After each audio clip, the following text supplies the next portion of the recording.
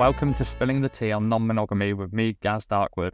Spilling the Tea is a podcast dedicated to speaking with different people who practice non-monogamy in all of its forms, to pull together as many different perspectives and experiences as possible, all into one place. On each episode, I'll be joined by a different guest to talk about their own non-monogamy experiences. I'm always looking for more guests, as without you, there would be no podcast. So if you would like to be a guest, please send an email to spillingtheteapodcast@outlook.com. On this episode, I'm joined by Lina. Hi, how's it going? Hi, how are you doing? Pretty good. Good, glad to have you here. So to get started, can you just tell me how old you are and how long you've been practicing non-monogamy? All right, so I'm 45, and how long I've practiced non-monogamy is a bit of a complicated question, actually, in my case, because I started dating non-monogamously pretty much right off the bat. Like not my very first, few weeks in high school relationship, but pretty much everything after that has been non-monogamous. And then in my early 30s, I got married, and we did close that marriage. So I spent 10, 11 years being monogamous, actually, for the first time in my life. And that was not the thing that ended the marriage, but it did turn out to just not be the life for me, I think. So I've been divorced for a little over 2 years now and have jumped pretty much right back into non-monogamous dating. So I've been with my two longest partners for those 2.5 years now. Yeah, that's really interesting. So you say like you went straight into non-monogamy right off the bat. So how did that come about? Like, say your first non-monogamous relationship when you were younger, how did, I think not many people jump straight into non-monogamy at that age. So I'm kind of curious how that actually came about for you. Yeah, so I think, my parents are divorced. My mom is actually married for the third time now. And so I think I didn't grow up with the one person happy ever after model to begin with. Yeah, that makes sense. And then when I was very young, I am from a town that has like a large presence of punks, Antifa, like, a lot of the sort of radical left culture that's very rooted in that town. And so in those circles, monogamy was not really the default. And I've actually been reflecting on that a bit because, when you're young, your relationships are often messy, and I definitely had a lot to figure out about myself at the time. But I do think, actually, ironically, one thing that made my early dating life messy was that I would approach people and be like, hey, I like you, blah, blah, but I don't want to be monogamous. And it just wasn't cool in that subculture to say, I actually want monogamy. I'm not okay with that, right? And so I've had a lot of early partners kind of sort of go along, but not really wanting it for their own sake. Yeah. So actually swimming in this water where non-monogamy is like very much around and very much a concept, but people are not super reflected on it necessarily, I think actually made things messier for me in the beginning. That's quite interesting. So it wasn't, even though non-monogamy was kind of, let's word it as, monogamy wasn't the default, non-monogamy still necessarily wasn't that straightforward and that simple. Right, exactly.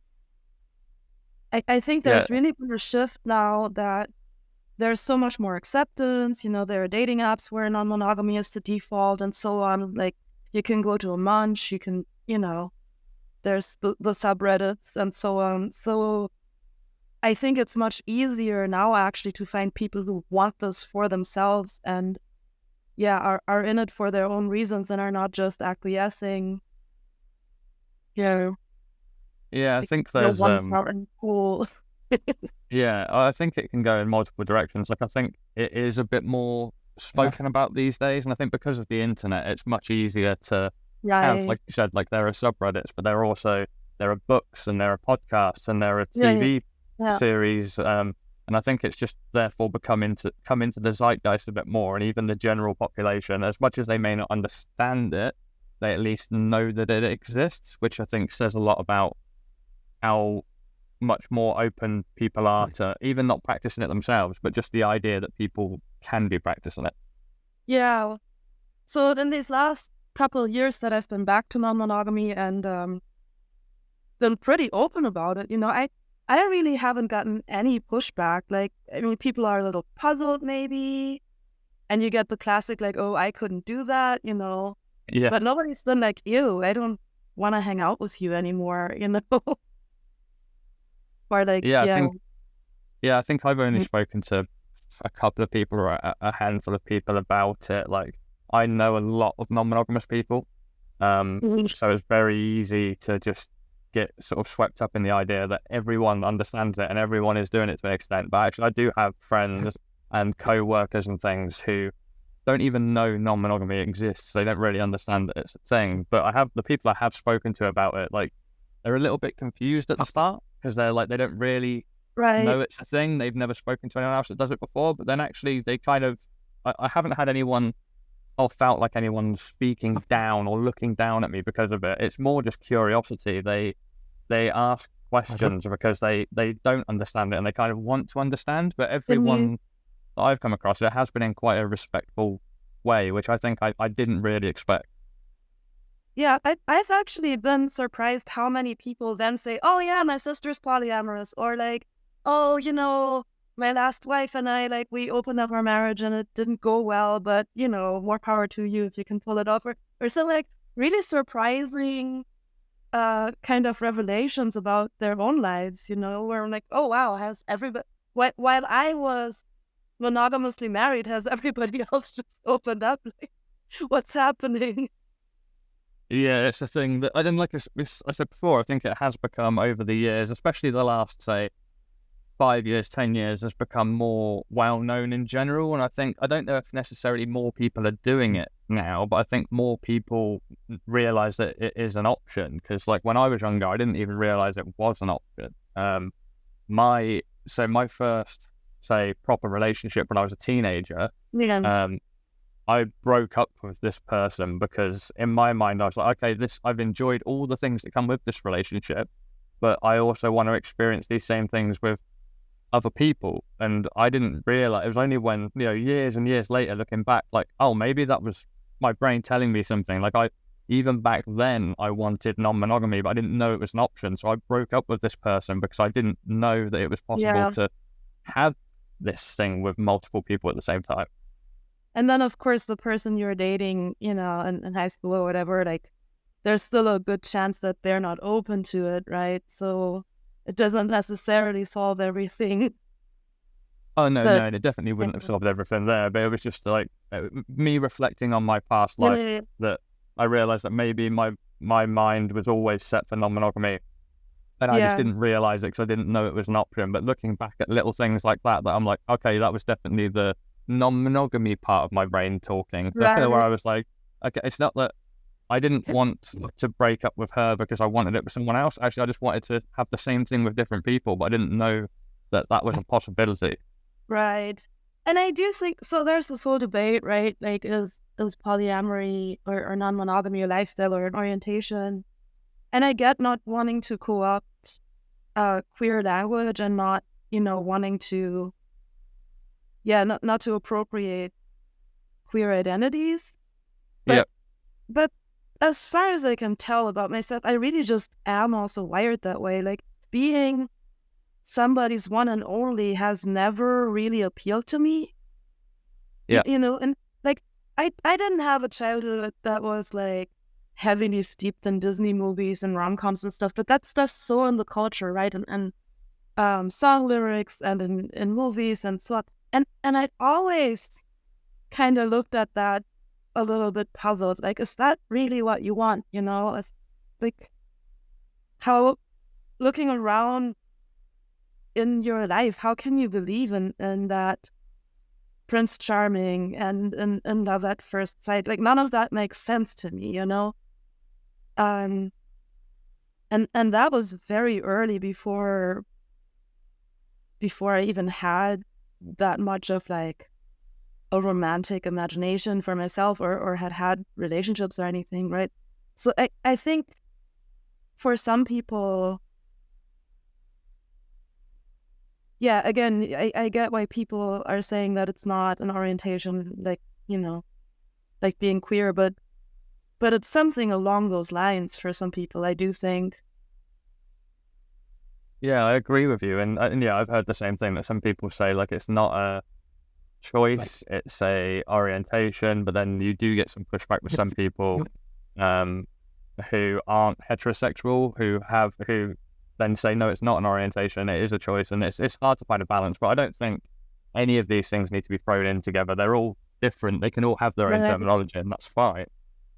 I mean, I think if you are gonna go out there and say, this is my orientation, you have to be careful to acknowledge that, especially if you're sort of a straight white middle class couple that has, their other relationships on the side, like this is not, you're not experiencing any oppression based on that identity, right? And the way that visibly queer people do.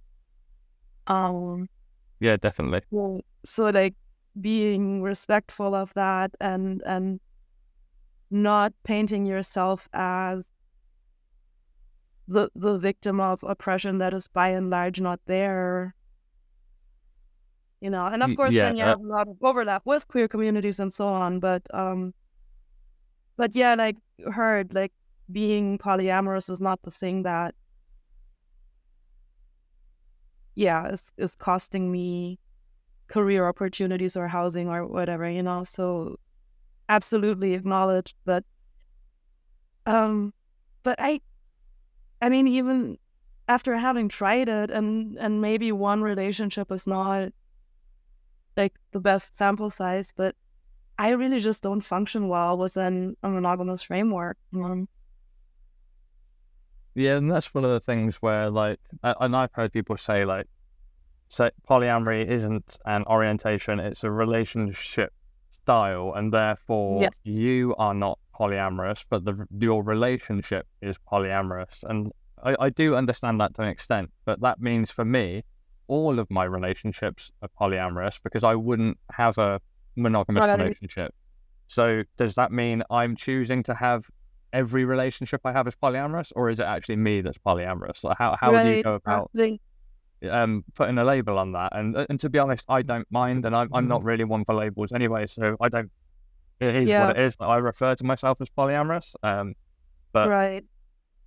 I mean, I think the other thing there is people going up to their monogamous spouses, right, and declaring like, I am polyamorous, and I've discovered that about myself, and now you have to go along with it, which that's obviously shitty, but yeah, I think that's the thing, that is definitely a thing that some people will do. Some people will learn about, and I think as well, people get excited, like especially people that have been monogamous their whole lives. They didn't know that ethical non-monogamy was a thing or was an option. They hear about it and they get excited to go, okay, I want to do this. I need to convince my long-term monogamous partner to do this as well, or to at least allow me to do this. And then I think that's the thing of like making themselves the victim of saying like, well, I am this, I identify as this orientation called polyamorous, and therefore you're the bad person if you deny me from exploring it, which is I don't know, that is really awful behavior. And no one should do that, and no one should enter into a non-monogamous relationship under duress. It should always be something that, if that's the case, it's a couple who are in a monogamous relationship and have been for, it could be a year or it could be 20 years. There should be a conversation between the two of them that, hey, this is a thing that I've heard about or I've read about or I've been told about. Can we discuss it and see what we think it could potentially be like? Not going in there saying, I want this thing, you have to give it to me, because although I think if people are doing that, maybe there's something wrong with their relationship anyway, because people shouldn't, in a long-term relationship, shouldn't be really communicating like that. It should always be mutual. Everything should be talked about, not just It should never be, I want this thing, you have to give it to me. If you don't let me have it, you are the bad person here. Yeah. And so in that monogamous marriage that I was in, like, it was one of those things, it took me a long time to actually pry myself out of that. Yeah. It was going badly for several years, and I just didn't find it in me to just up and leave. Yeah. And I had a couple of friends at that time who then like knew that I had been non-monogamous before, and so I'm like, well, what if you just open back up? And in my mind that was never an option because it was already going poorly. Yeah. And we were nowhere near stable enough to even have that conversation. And Yeah. then the other thing is we had those discussions, right? So when I met my now ex-husband, I was seeing 4 other people. Yeah. And you know, I came at it very much as like, okay, this is gonna be a casual thing on the side. And you know, here's my life, here's, you know, my partners and so on. And then as we were becoming more serious, it became harder and harder for him to reconcile the non-monogamy with like a serious emotional involvement, I guess. Yeah. And so we went over all of that, and we had long, drawn out, pretty painful discussions about it. And in hindsight, I'm not entirely sure that I made the right call at the time, but I agreed to close the relationship because it was so difficult for him, and in large part because he really didn't have any desire to go out and date other people, and it felt really imbalanced and unfair. Yeah. And I think that was actually conditioned on my end a little bit by the lack of, you know, 15 years ago, the literature and the general societal support, where there weren't really that many people I could talk it over with. Yeah. Yeah. Who, you know, and like everybody in my life has always been very accepting of my non-monogamy, but there's still that idea in the back of their heads too, that when you get serious enough, you'll be exclusive. Right. Yeah. So I I think didn't have anyone in my corner cheering me on, saying, no, don't, you know, don't bend, this is bullshit. Maybe you shouldn't be in this relationship. yeah. So yeah, or just stand your ground and see what he says, or some, you know. So I do think me yielding on that, like, that did actually have something to do with the lack of broader, more public discussion and sort of societal support, you know.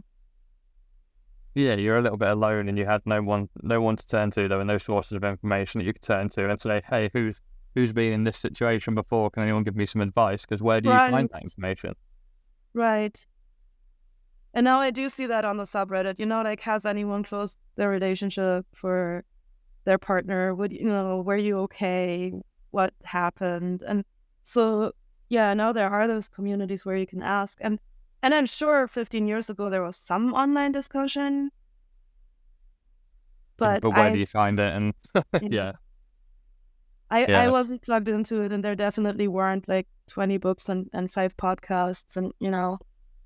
Exactly. It is, the resources are just growing as time goes by, and I mean, if anything, that's a good thing, because I like to think anyone that's in any situation, if we say the situation that you were in back then, anyone in that situation now, you felt like you had nowhere to turn. Now there's lots of places you can turn. There's lots of different sources of information you could find, and much easier as well. So hopefully people are less likely to be stuck in that sort of situation. Yeah. Where they're not comfortable and they don't know what to do. Oh, yeah. Yeah, definitely. So something I'm kind of interested, if you don't mind answering, is what is your current situation, do you have multiple partners, or do you have a hierarchical situation, or how is it non-monogamy working for you at the moment? So I am solo poly right now, and that's very much. So that was another one of those things. When I met my later spouse, I felt like I was a little bit at a fork in the road. I had broken up with a primary partner, and I was really questioning whether I want that structure at all, and that kind of hierarchy. And then went super hard the other way, right? And so when I coming out of that marriage, I was like, okay, I'm gonna do my thing, and I'm gonna get rid of the primary secondary structure in my life. And I don't ever want to live with a partner again and have that kind of entanglement. Yeah, And yeah, so I'm living by myself, and I just moved out of a house that I was sharing with a roommate. So I'm super into the idea of having roommates, just not that one. right. Yeah, that's Um, understandable. yeah. So I'm living solo right now, and I have 3 partners. The one partner that I'm closest to, who I see the most, and check in with the most and so on, he lives with a primary partner, so they have that hierarchy, and I guess I don't, if that makes Yeah, sense. yeah, And yeah, I then get that. and then I have another partner I see very regularly who's married, Right. and one person who lives about an hour from me, who I see as we can, like once a month-ish, who Yeah, is also solo poly, very much non-hierarchical, not entangled with anyone. yeah, Yeah. yeah. That's quite interesting. And this, I was just wanted to say that that's one of the things that I think, like you say, coming out of a monogamous relationship and not wanting that entanglement anymore, of being like a hierarchical situation. I think that's quite a common thing that people practice in solo poly. Is the idea is that you are your own primary partner, so you take care of you first, and what you want comes first, and it's not about what someone else needs. So it's not necessarily about moving in together with someone else because that's what they want. It's like, I want my own thing, I want my own space, I'm happy to do everything, but it's on my terms. Is that kind of how you see it? Yeah. So the way you're wording that, and that's, I mean, that's very common wording, I'm my own primary, and I come first and so on. That actually sounds more sort of self-isolating than I would say it looks like for me. Like, my closest partner, like, we check in every day and we show up for each other in an emergency, and so, Yeah, and I also have a couple of friends that I have that kind of relationship with, and that's important to me too. So I think it's more, there are also other people who have that kind of priority in my life, and it's more about having a larger network and community rather than singling out one person who is, the, if not the be all end all, then the most important. So I think a lot of the time, polyamory in general and solo poly especially is described in these terms that are almost a form of sort of libertarianism in your personal life, right? Like, I yeah, I take care of me and everything else comes second, and that's not my experience, and that's not where I'm trying to go. It's really more about somewhat deprioritizing those romantic connections, but still definitely showing up for each other and being in community with each other. And we are, like, as a polycule, fairly entangled. We do spend a lot of time. Like, I just went to a party last night that was my partner, his 3 other partners, and the spouse of the partner who was hosting. Yeah. And like that's a pretty common thing for us. I just went to this big convention locally and had all of my 3 partners in the same room for the first time. So that that's was interesting. that was exciting and a little anxiety inducing, but yeah, I can imagine they really hit it off. Yeah. The 3 of them actually have a lot of interests in common that I don't share. Oh, okay, yeah. Like they're all hardcore nerdy and into the same video games and obscure role gaming systems and whatnot. So they had a lot to talk about that they didn't need me for. But so yeah, I think especially in a US context where everything is already so hyper individualist. Yeah. I think often then non-monogamous structures are seen as an extension of that. Like I'm even less attached and less accountable to other people and so on. And that doesn't appeal to me. I do want to be in community. And I do think it's important to have each other's backs and be socially integrated with each other and so on, you know. But this just physically, I don't want to share my space like that.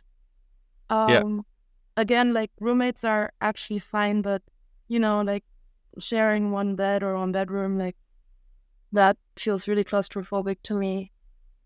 Yeah. And then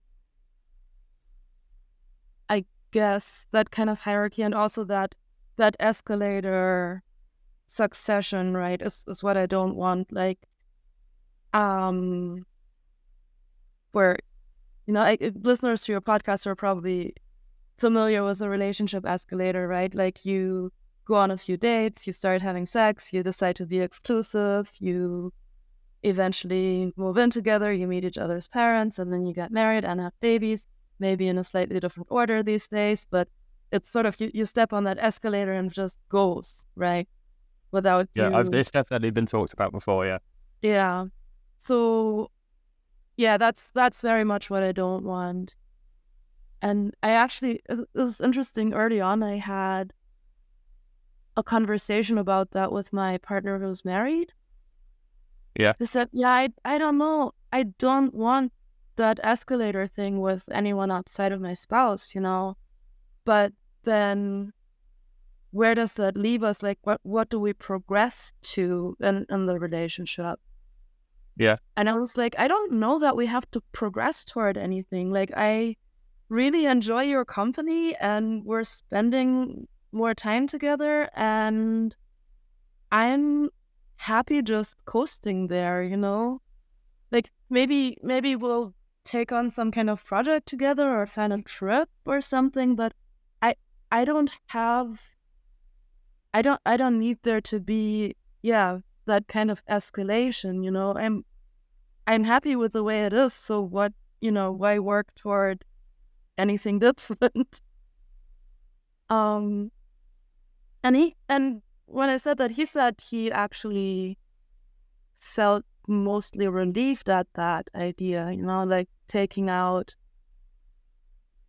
I guess, pressure to somehow prove the importance of this relationship or you know, showing commitment and dedication or whatever. Just like, okay, we can be here and just be happy with each other, Yeah, I can completely relate to that. I think, and I actually think that when people first start practicing non-monogamy, the unlearning the relationship escalator is actually more difficult than it is to unlearn monogamy as a whole. I think a lot of people will take Yeah. on board extra partners, or it could be casual or very sex-based or just hookups or whatever, and they can do that. But actually, they still find themselves wanting to climb the escalator with these extra people because they haven't learned that you don't need to do that, and they think that's what you do when Right. you're with someone in a partnership, in a relationship, whatever it may be. Even if it starts with casual, a lot of dating starts casual and then escalates Right. up to Yeah. higher things. Before you know it, you're exclusive. You've moved in together. You've met each other's parents. You're getting married, like you said. Yep. And I think a lot of people struggle with that. Like, okay, I'm now non-monogamous. I can do any of these things I want with any other people, but they don't realize that actually any of those connections can be absolutely anything. There doesn't have to be an end goal. It doesn't have to escalate. If you're comfortable in a certain position with a person, Right. in your relationship with them, it can stay like that forever. That's fine. It doesn't need an escalation. Yeah. If you're Yeah. happy, just enjoy it and be happy. It doesn't need to become more. And again, I think there's a very, like, I mean, a lot of the discourse, maybe that's because I'm in the US too, but like a lot of the literature comes out of the US, and we'll see what happens over the next few years, but like there's still that strong cultural global dominance, right? And so and this is where was I going with that? Let me It's okay. We can carry on. And we can cycle back around to it. Yeah, I'm just trying to get that thought back. So I It's why okay. Yeah, I understand what you're yeah, saying. The fact that it's all I coming think I from. once again was coming at like the individualism in it, but also I okay, so I don't know how American centered that is or not, but um there is that progression and that hierarchy, and I guess if you want to look back to so what you were saying is people have these extra partners, right? And um they're like, oh my God, I can't marry my other partner. What do I do? How do I prove my commitment to them? Like that's one model, and then there's the other one that's like, okay, we have our primary relationship, right? Or maybe we're married or whatever, and don't you dare escalate beyond the most casual possible thing with anyone outside of it, right? Like that becomes threatening. Yeah, and there's that thing as well, which is quite common, which I think is harmful, which is you're not allowed to catch feelings. It's like you can do, yeah, Yeah. a couple will have this agreement. They open up a relationship. Yes, you can do what you want with people. You can have fun. You can engage in physical activities with them. But if you start to develop feelings, you stop. And I think that Right. I think there's some insecurity there where people think I can deal with my partner having sex with someone else, but I can't deal with them falling in love with someone else. Well, I don't really understand what the difference is. If you're secure enough in your own relationship, it shouldn't matter if your partner falls in love with someone else because they still have the same love for you. One thing where I think that actually kind of can fall apart a bit, and I've read this online multiple times, where people have opened the relationship and met a second partner, and then they've ended up falling in love with the second partner, and because they still haven't unlearned monogamy, they still haven't unlearned the relationship escalator, actually they decide they only want the new partner, and they end up ending the relationship with the original partner. Yeah. And I think that's a lot of that is to do with I think it's people in general, when people are exploring non-monogamy for the first time, but especially when people are opening up an existing monogamous relationship, people really need to take time to read and learn, and not just reading about how things are done for other people, reading about how you want to do things for yourself. Think about how you want to do things for yourself, what you can give, what you can manage, what you can handle, and communicate all that with your partner or the people who are important to you or are going to be affected by the situation, because these things can happen. I think a lot of it is based on people just not actually doing the learning beforehand, just trying to. One of the things that I always say is when starting non-monogamy, especially when opening up an existing monogamous relationship, be a tortoise, not a hare. There's no reason to sprint for the finish line. You've got all the time in the world, and the hare is not going to win. It's not going to end well for the hare. Be a tortoise. Take your time. There's no rush. Learn as much as you can. Do as much work as you can on yourself, on your current existing relationship, and take your time and let it develop. You don't need to be just diving in head first. And I think that is where a lot of these sort of problems arise when relationships end up ending, is because one person has gone, right, I'm going in 110%, full sprint, straight for the finish line, and it doesn't work. You see, like that's, I think that's true. And I think there are a lot of pitfalls in that early stage of opening up a monogamous relationship, but like that is actually something that I've never done, right? Like all of my relationships started as non-monogamous, and then we ended up closing it and never went through that opening process again. So I've never actually been in that situation, and I guess no, I haven't really dated anyone who was super newly opened up either. Like, my partner now that I'm sort of closest to, he and his primary partner were newer to it than I realized at first, but they had dated other people before me. So I've never actually been through that process of the brand new opening up. Oh my God, what do we do? How does all of this work? Like, yeah, I think and not everyone does. I mean, some people, and I think now more so now is with the internet and social media and things. I think people are learning about non-monogamy at younger ages. Yeah. So now you have like teenagers who are in non-monogamous relationships, have multiple partners and things, where I think that was less likely, say, 15, 20 years ago. So I think before that, it would have been people were only discovering it at an older age when they're already in an established monogamous relationship, whereas nowadays, actually, people are learning about it before they get into a monogamous relationship. So therefore, actually, they're at a very different starting point. Yeah, I'm realizing now, reading all these media and so on, like seeing the online discussions, how much of an outlier I was at 16, 17, just starting off dating non-monogamously. And like I think in my generation, that makes me really rare, and now I do see that more in discussions like, I'm, 25, I've always been non-monogamous or whatever. Like those are bios you're seeing more, which is cool. Yeah, I'm more power to the evidence.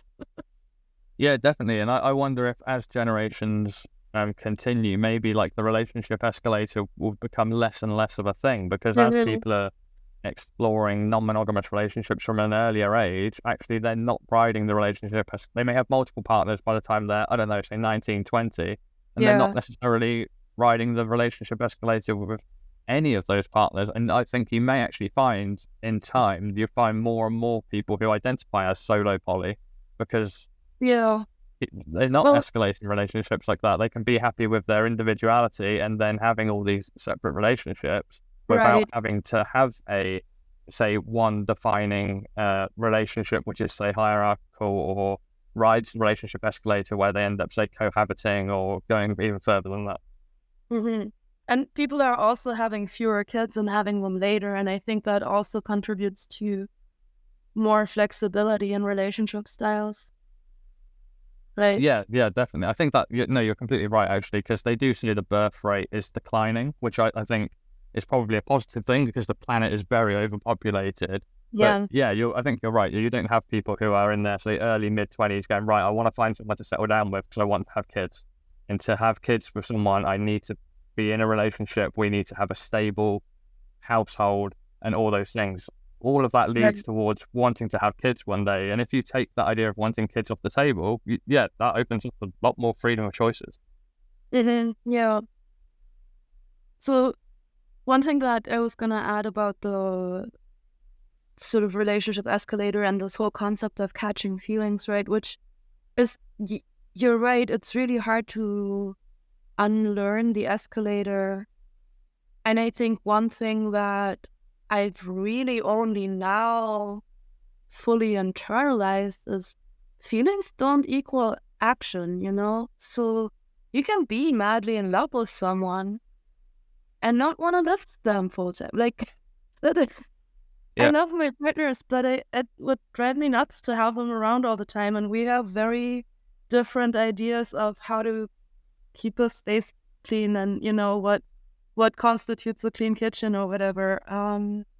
Or even when dinner time is. And it's easy for me to adapt to them for a couple of days a week, but yeah, then, you know, I need to be either on my own or live with someone who's more compatible on that level. yeah. And yeah, like what makes a good roommate doesn't necessarily make a good partner, and so on, you know. And Yeah, I completely agree. And it comes back to that thing of like, you can't be someone's everything. Like, you can be a good partner, doesn't mean you have to be a good roommate. But right, in monogamous relationships, you do have to be a good roommate as well as a good partner because those things are so intertwined. yeah, and that's so stressful. Yeah, uh, definitely. yeah, people always ask me if my life isn't stressful, and I'm like, no, really, it's not. It's pretty smooth sailing, at least in Yeah, that regard, you know. Like, I'm not so many conflicts and romantic relationships revolve around domestic stuff, right? And I just don't have that. And I yeah, can look at my partner's kitchen and be like, oh my God, this is awful. But then I get to go home, you know? So definitely. Yeah. like I can decide to stay and help with the dishes, or just be like, okay, this is your problem, you know? Yeah, I completely Right. agree. And so my partner that I don't live with, I can't actually imagine what it would be like to live with her. I think we drive each other mad because we do Uh-huh. things. We just have different ways of doing things and different ways of utilizing our spare time. I think Yeah. my wife and I are more compatible in that sense, that actually we like to do things at a similar pace and like to get things done at similar times, and that it just Yeah. works well. Like, we actually do make good roommates as well as good partners. Whereas with my other partner, I don't think we'd make good roommates. I think it would lead to a Right. lot of arguments. And for a lot of monogamous relationships, that would be an end point.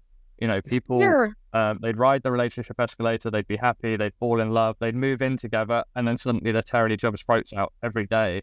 And that will lead to a breakup because they're like, well, Yeah. okay, we're not compatible. But whereas, like, say, in my situation, we may not be compatible in that way, but it's fine because we don't need that in our relationship. We don't need to cohabit. We don't need to live together. Our relationship is separate from that. And without that, it actually is, everything's good. Everything's fine. Yeah. Yeah. Exactly. And at the same time, then also separating that out makes the whole concept of catching feelings less threatening, right? Um, so and that's so I'm not at all averse to casual sex or casual hookups. You know, and I've had some sort of long-term friends with benefits situations where we never actually communicated all that much, and like every once in a while we'd get together and have great sex and then go our separate ways, and I'm not opposed to that. Yeah. But I do want the leeway to let things develop as they do. So if I do, you know, want to be closer to someone and we get more emotionally entangled, I want there to be space for that. And So yeah, that's why I identify as polyamorous and not non-monogamous. Like I want there to be room for real committed relationships to develop. But at the same time, like just because I've caught feelings from a married partner, right, doesn't mean I'm now somehow trying to wrest him away from his wife and Yeah.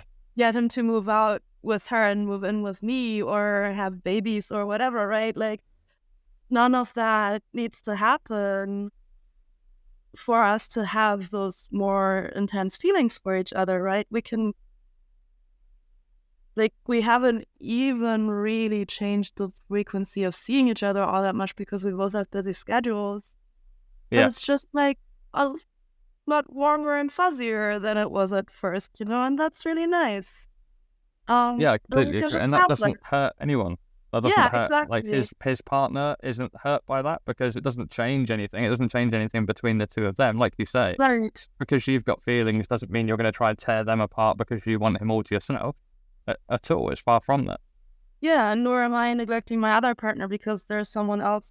So I think like, yeah, really untangling what you're feeling from what you're doing as a result of that takes out a lot of those pressures. Yeah, definitely. So let's, as we're getting on for time now, I'll ask you a few questions so you can answer these as lengthy as you want, but hopefully we should be kind of short. So I'd like to know what have been some of the most rewarding aspects of practicing non-monogamy for you? Have you had anything which has affected your life in a bigger way? So, I mean, there's all the obvious things like more great sex, well, in my case, like more community as well, because we do hang out as a polycule pretty closely. Yeah. But also like one really big thing is just that freedom to let relationships develop as they will. Like I have a very close male friend who I've spent long nights with just talking through stuff and,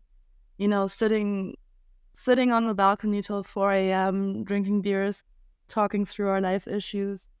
And I just found myself thinking, like, in a monogamous relationship, I'd at the very least be answering some questions after coming home, right? And my one partner is very quick to assume that if I'm close to other people in a certain way that I'm sleeping with them, which is like Yeah. generally not true. But it's also Yeah. like it doesn't bother him, right? It's like, oh, you got a new thing. And I'm like, no, it's not like that. And he says, oh, it's not. And then we move on, And Yeah. it's Yeah. not there's no, I don't have to justify or convince him that there's nothing going on or, I don't have to think about that. If I want to stay out till 4 a.m. with a good friend, I can do that. So Yeah, and I have a similar sort of way of thinking actually, and that's one of the things with polyamory for me is kind of the freedom to not only for any relationship to potentially become anything, even if it starts as friends and it could become more, but actually the freedom to be able to kind of communicate with any person how I want. Like I'm a heterosexual male. I have a friend who's also a heterosexual male, but we have some really good, really interesting kind of deep conversations sometimes where we can talk for, say, a couple of hours because we are on a very similar wavelength about certain subjects. And like, no, if I was in a monogamous relationship, that would be completely fine because we're both heterosexual men. No one would be expecting anything. But if he was a heterosexual woman, for instance, that would rock the. Why you're in a monogamous relationship with me? Why are you spending time talking to this person? But with non-monogamy or with polyamory, I can still have that. Like I have female friends that I can talk to like that as well, and it's completely fine. It doesn't matter. It was really funny to me because I'm bisexual and like I've dated definitely a lot more men than women than I have dated women. Yeah. But then my ex would only get jealous of my male friends. And I'm like, actually, I have a low-key crush on my female friend too, but that seems to be a non-issue. Yeah, I think that there is a thing with, I I don't want to say a lot of men, let's say at least a number of men, where there's an insecurity that comes around other men, because I think they can see another woman as for some reason not a threat to them because it's something different, whereas another man they see as a threat because it's something which could potentially be replacing them. But I'm not going to try and get into the mindset of that, because I personally cannot relate to it. So I don't know exactly what they're thinking. Yeah, me neither.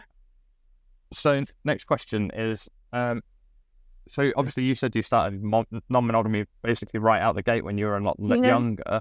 Is there anything you know now that you wish you knew back then? Is there anything that you would do differently if you could go back in time to when you first started out, from what you've learned over the last years?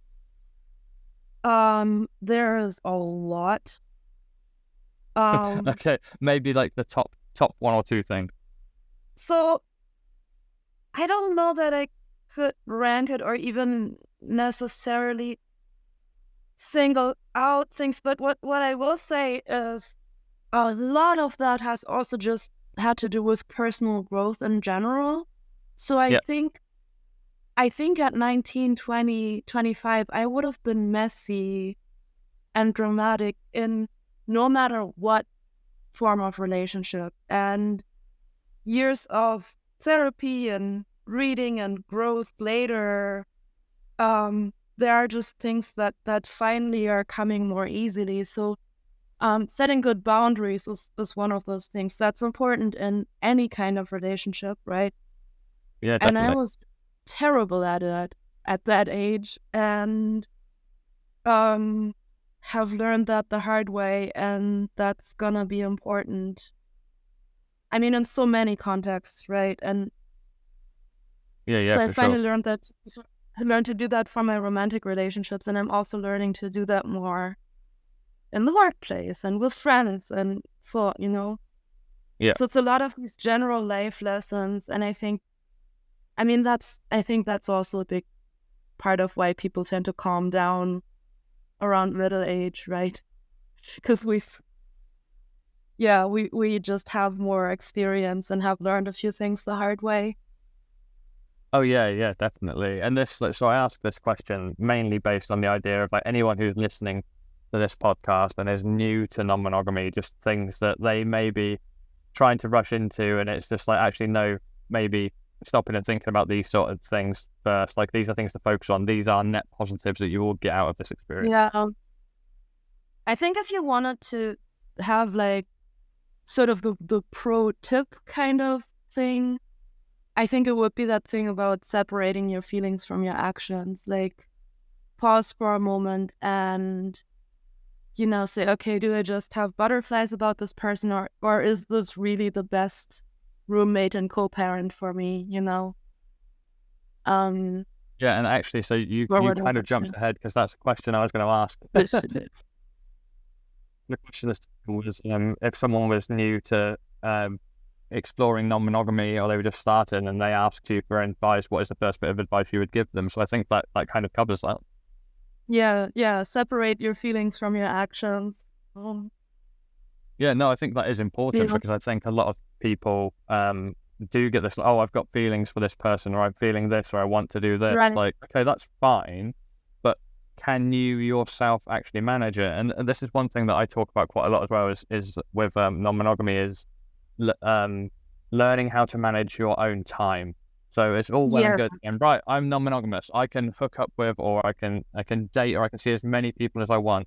Everyone that asks me out on a date, I say yes. But you've only got so many hours in the day. There's only so many days a week. Like, okay, you can, especially if you work a full-time job, okay, most of your days are already spoken for.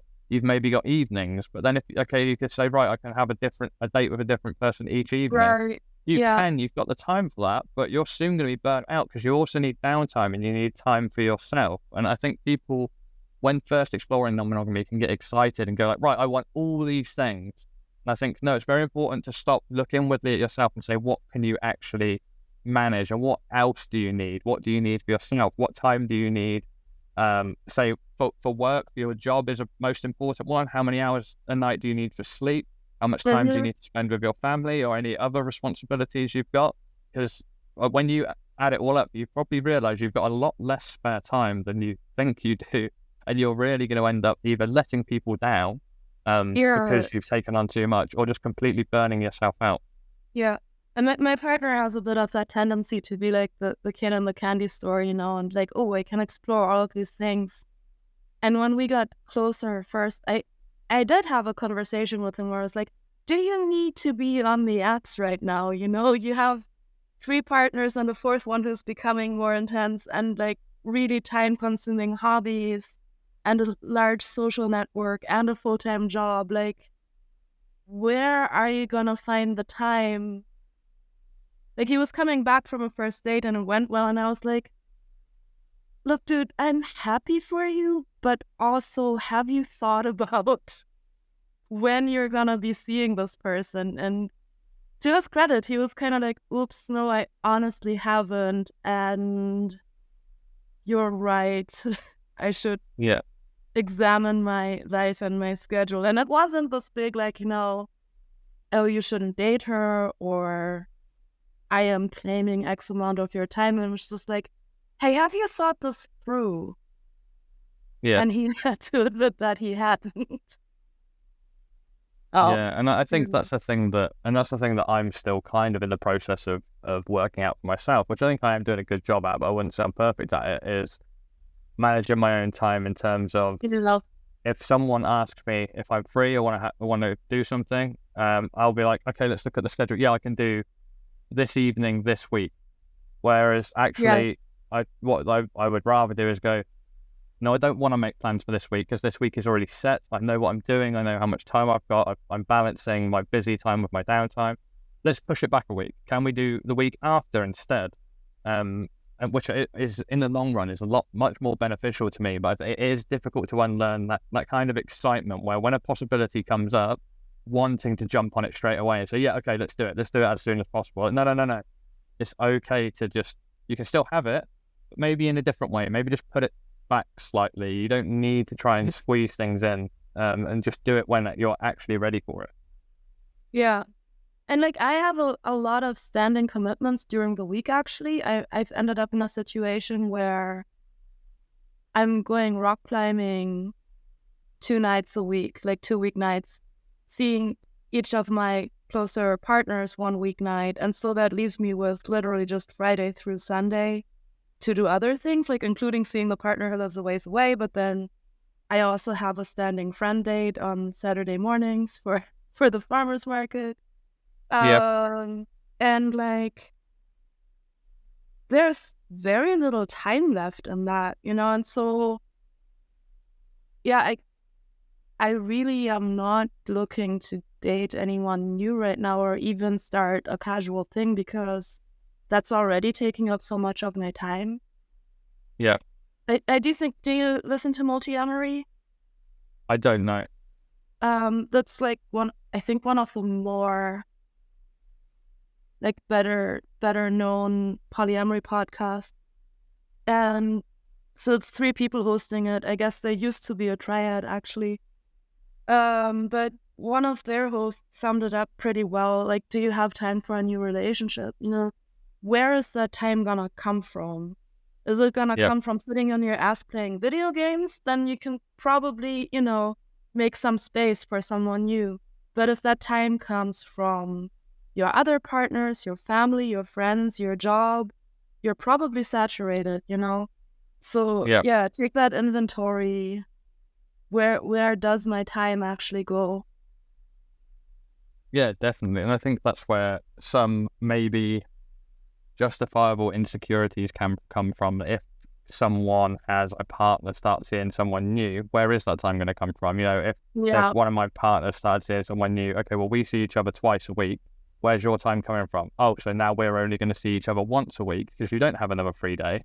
So you're taking one of those days away from me. So therefore, you're also, much as you're escalating this other relationship, you're now also de-escalating our relationship at the same time. So there is big knock-on effect that comes from that. You're not just altering things for yourself, you're altering things for other people as well. Exactly, yeah. Another question is, are there any particular myths about non-monogamy that you think are important to debunk? So things that you hear about as being a typical thing or the typical way to do things or the typical way things might be done that you think actually, no, that's not true. People need to stop saying that or stop thinking it. There are a few. So there's this idea that non-monogamy is always like this monogamous heterosexual marriage opening up, which is, I think, increasingly less the case, and also not actually the best way to start, right? I maintain that the best way to start is being single and approaching all of your new relationships as non-monogamous from the jump. That saves you a lot of trouble. And then I guess it doesn't bother me as much as it seems to bother some other people. But this idea that polyamorous or non-monogamous relationships are less serious and less emotionally involved. Like my roommate used to just absolutely persist in thinking that this was just a sex thing. Like I told him that I was poly before I moved in, right? So he wouldn't be surprised by people coming and going. But it's also the 2 years that we were living together, it was the exact same people coming and going, right? And he's still acting like it's just a sex thing. And I'm like, I don't particularly mind him thinking that, but it's sort of, I do think there's a lot of judgment wrapped up in that, right?